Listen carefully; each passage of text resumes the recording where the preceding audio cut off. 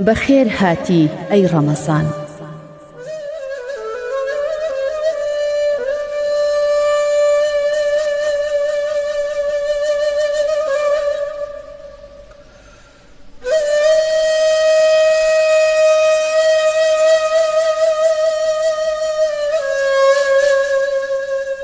بخير هاتي وقدومت خير أي خوشترين نغمي جيان گوڵستانی ئەوینداری ئەی شەونمی نمەی بەیان. بەخێر هاتی کەرنەڤاڵی وەفاداری و بەرزی ئیمان، شادی هێنی مەغفیرەت و کاروانی ڕێگای ساڵحان. بەخێر هاتی سەدای زوڵاڵ منەوەری خەرمانی ساڵ، مانگی دوعا و پاڕانەوە دەریای میهر و دڵدانەوە.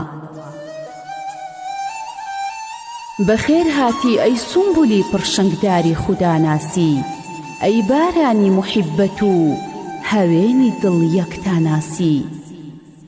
بەخێر هاتی ئەی شەپۆلی پڕ لە میهر و بەرزی تەقوا، ئەی خەڵوەتی خەڵوەت نشین ساڕێژی زام شیفا و دەوا. یانزە مانگە چاوەڕوانین ئەی یوسفی یانزە برا، ئەی کاروانی پڕ لە نور و درەوشاوە و شەوقی چرا.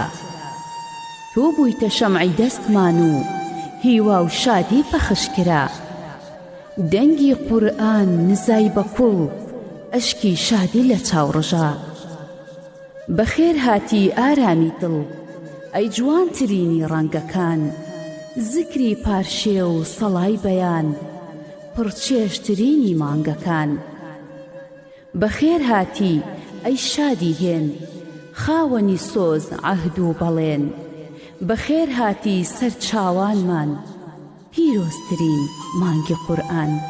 بەخێر هاتی بەخێر هاتی ئەی ڕەمەزان، بەخێر هاتی ئەی ڕەمەزان. سروش بەرزنجی.